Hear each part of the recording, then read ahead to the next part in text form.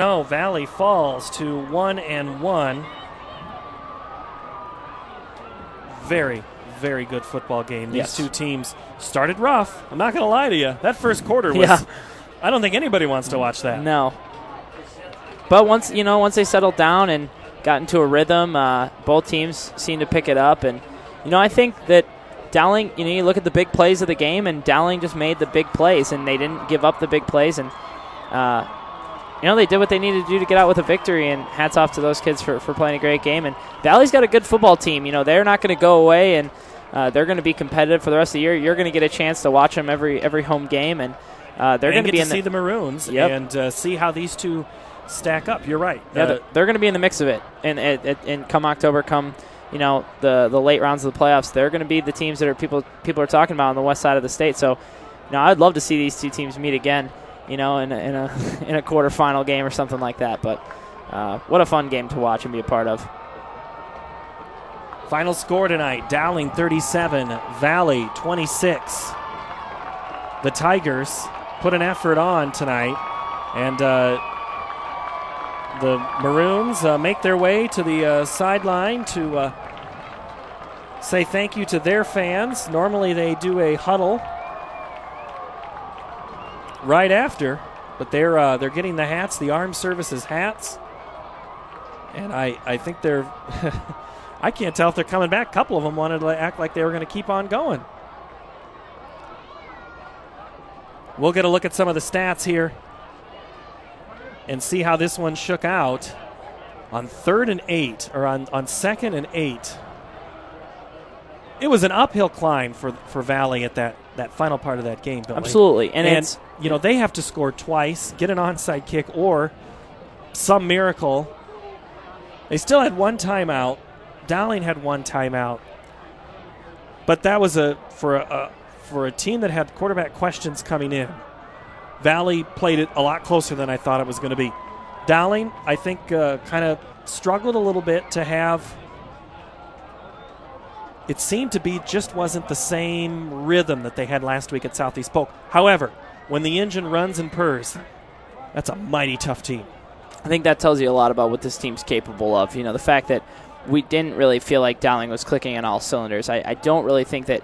I think Ryan Boyle will look back at this game and say that he could have done a lot of things better.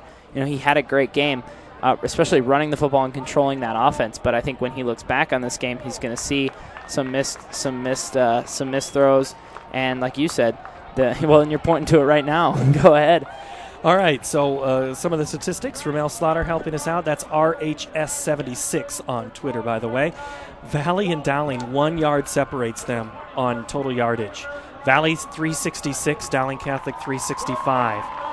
And Lagrone tonight, 5 of 12 passing, 124 yards, 55-yard long one, 2 touchdown passes. He was sacked 3 times. Taylor Alexander got the start tonight, 6 of 11 for 38 yards. Rushing-wise, Michael Christians, Tyus Mason, 19 carries, 120 yards, so he's already over 300 yards as the young season has gone. Anthony Holmes, 1 carry. Drew Gray, 6 carries, 49 yards. Defensive-wise, Dakota Miller makes big plays.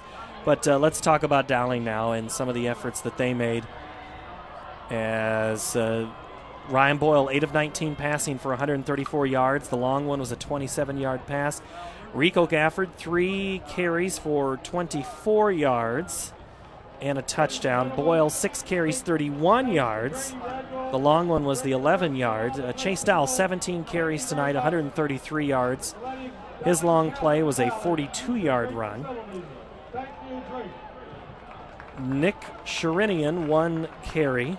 And Nate Christian, 5 carries for 35 yards.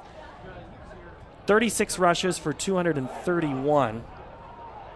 Rico Gafford tonight, 19 tackles on unofficial stats. He's all over the place. And nobody else even comes close. Devaney, 3 tackles. Sherinian, 2. Grace, 2. That's an impressive. I'm trying to look here for receiving. Yeah, Rico, 4 catches. 4 of 4 receiving, 74 yards. Chase Dowell, 16 yards. So, really, kind of an even match team. But both of those sides. Absolutely, and I think, but again, going back to your point, I mean, I would be interested to know, the real stat would be, when was the last time Ryan Boyle had less than 10 completions in a ball game? I think, again, he played a great game and he managed a great team, but I think the point here is that when Dowling is clicking on all cylinders, they are going to be an extremely dangerous team, a team that could knock any team in the state out of contention. So I think Coach Tom Wilson is obviously going to be ecstatic with the win. He'll take the win, but at the same time, I think he knows that they've got a ton of ability, and this team is going to be extremely dangerous. And, again, hats off to Valley. Like you said, they played them, play for play, and I think Valley will also be in the mix of it come the end of the year too. Interesting ball game, to say the least, on this one, and we're trying to get down to Seth Drury here in just a moment. We will get to him, and he's going to have Coach Wilson here, hopefully, and we'll also catch up with Keith Bornes and see what he has to say as we try to keep you informed of what's happening here. I know one thing. Let's go down to the field here, and we're going to have Seth Drury now. Let's go down to Coach Wilson. Thanks, Paul. Coach, kind of a slow start to the game. You kind of said yourself to the team there, preparation, you guys just eventually came out and made the plays you had to. Any reason that it took a while to get into your offense? I think Valley had a lot to do with it, and we didn't start fast, and I'm proud of how we finished, but this team can still get better, and I'm pretty sure Valley's going to get better, but it's good to get this one out of the way and we can move on. And like I told our kids, I think we have to prepare better than what we did this week. And you talk about long road left, second game of the season. What are some of the things, I guess, still second game that you liked, but obviously that you guys can improve on?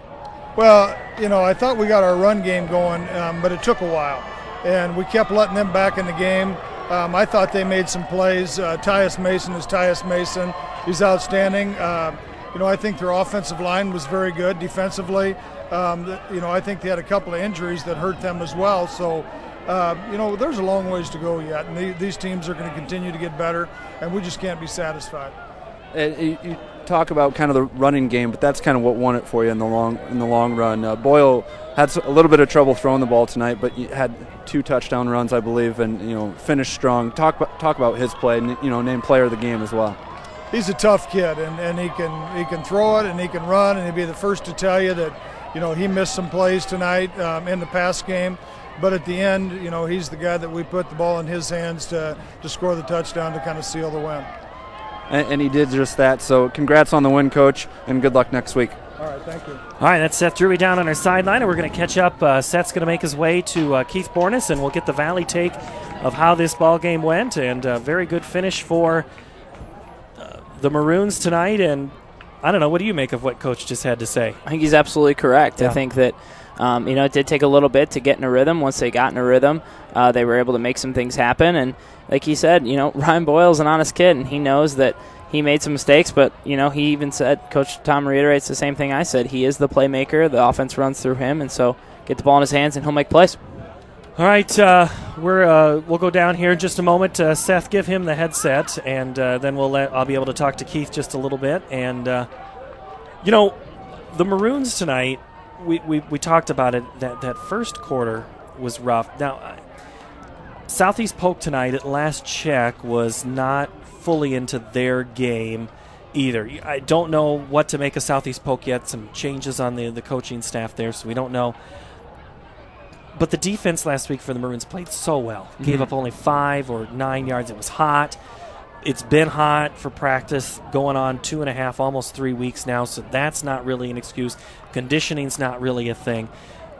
The defense just wasn't on the field for a lot of time, and they were stopping Southeast Polk a lot of time. So this was the first big chance for that Dowling defense tonight to play a lot of snaps, and they did play a lot. It was a big test, and it was a tougher test than Southeast Polk. Southeast Polk's a good football team, but they're not Valley. It's not the Dowling Valley rivalry. It's not at Drake Stadium. There aren't 10,000 people there. So, Dowling's defense was under the spotlight tonight, and I thought that they answered that challenge pretty well. I thought their pass coverage was solid. I thought they were able to make some adjustments down the stretch. They were getting a little beat up with the run, but were able to apply some pressure at select times, and But I thought Valley did a great job of keeping themselves two-dimensional. We thought that with the quarterback issues and they were struggling with the run early, just like Dowling was, what the game plan was going to be, and I thought it was a great game. All right, Keith Bornas is our ValleyWebcasting.com analyst on the Valley broadcast. And Coach, what'd you think there? You haven't heard every comment we've had, so I kind of hear cold what you have to say about Valley's performance tonight. Well, first I thought Valley did a great job coming out into a really tough environment to play. And Valley Dowling is truly a great rivalry and in front of all the people. And to have both defenses stand up and really kind of control the line of scrimmage early on, that was great to see. But what I really thought was fantastic for Valley tonight was seeing a quarterback try and step up and take the challenge of becoming who's going to be the starting quarterback. And Connor LeGrone did a great job answering a few questions on can he throw the ball down the field. We know that he can move, but can he throw the ball? And he answered a lot of questions tonight. Yeah, Keith, and that's something that Billy and I talked about. And I had the chance to see LeGrone play last week. Billy did not. He only saw it on tape. Maybe more than I do on what Coach Swenson, and I'm just guessing. This is just me. You know that Coach Swenson had to think to throw LeGrone, have him throw the football because he had to prove that he could. Otherwise, this game would have been over 45 minutes ago. Absolutely. And, Talon didn't come out of the game because he was doing a bad job. He was doing a very good job. But I did hear Billy talk a little bit about the defense applying pressure in some pretty key opportunities and taking advantage of them. And the one thing that Connor has over Talon right now is he's able to use his feet a little bit faster and get out of that area. But if he does not make some of those big plays, coming out and throwing that touchdown pass in the third quarter was really a turning point for him in this game, maybe even for the season. But yes, if we don't throw the ball, the game was over early.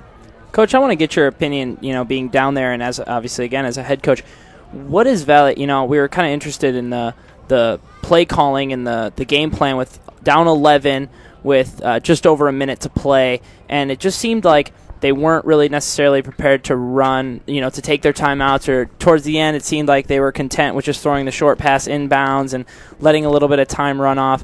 Can you talk us through that? Were they looking for a bigger play, or was that just kind of an experience thing? Well, you never really have an opportunity to use your 2-minute offense in you can try it in practice. Sometimes it goes very well, other times it doesn't. This was a perfect opportunity to use that. But as far as changing a game plan or trying to look for a bigger play, we all know that you get a feeling for the game and how things are going to go. And they talk about in baseball, there's no such thing as a 10-run home run. There's no such thing as an 11-point touchdown here Yeah, either. Absolutely. And so it's one of those deals where you really want to see what type of courage your team has in that situation. And, right there as time is winding down with the last 20 seconds or so, I think Coach Swenson saw what he needed to see. And one of the things that he talked about with the team right after everything was done is, losing is never fun. And coming down on the side that we came down on tonight to a very quality football team, there's no such thing as a moral victory when it comes to your biggest rival. And so he just simply said, it's not fun to lose, but we're going to come right back tomorrow morning, get ready to go, and get back to work on Monday. All right, Keith Bornas, thank you Thanks, so much Keith. for your time. Appreciate it. We'll see you next week. Keith Bornas and I will be on the air at ValleyWebcasting.com. We'll have the contest between the Valley Tigers and Southeast Polk. The Rams go on the road next week. The Dowling Catholic Maroons go to Ankeny and play the Ankeny Hawks under head coach Brad Zelenovich in his third game, and that's where you'll be. I'll be out there helping out with the radio broadcast, They need a have little help wild for card. Brian? Dave Marcoulier is heading to Alabama, so I'm getting the call to the radio next week. So, tune in to KWKY for a little bit. It's not my radio debut. I got to do it last year in Marshalltown in freezing cold rain. So hopefully the conditions are a little bit better this time. I felt like that was kind of the hazing process to get integrated. But I'm excited to go watch us play an interesting Ankeny team because, that was the one thing I talked to Coach Wilson about. We've got Ankeny next, and I do a lot of the film scout for our varsity. And he told me, he said, I have no idea what Ankeny's running. Right. So it'll be an interesting week, and it'll be an exciting game. All right, Billy Battistone, as always, great to have you on board again. Absolute pleasure. Looking forward to the rest of the season. Very good game, very good job, and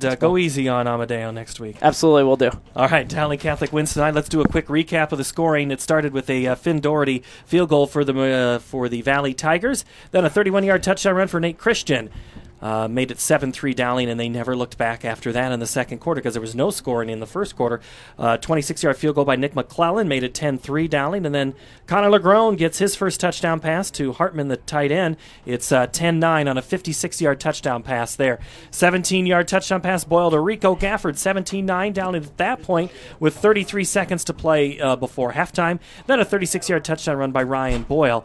Maroons lead 24-9. Tyus Mason a run of 12 yards for a score. 34-yard field goal by Finn Doherty cuts that lead 24-19, but the Maroons bounce back with a Chase Dowell touchdown from 8 yards out to make it 31-19. Connor LeGrone, a touchdown pass to Tyus Mason. 31-26 your final there, and then Ryan Boyle seals the deal with a minute 8 to play on a 2-yard touchdown run. Dowling wins 37-26. That's a look at your final. Watch replays anytime at dmwebcasting.com. Follow us on Twitter at Dowling Webcast or at Valley Webcast, and also the Facebook pages as well.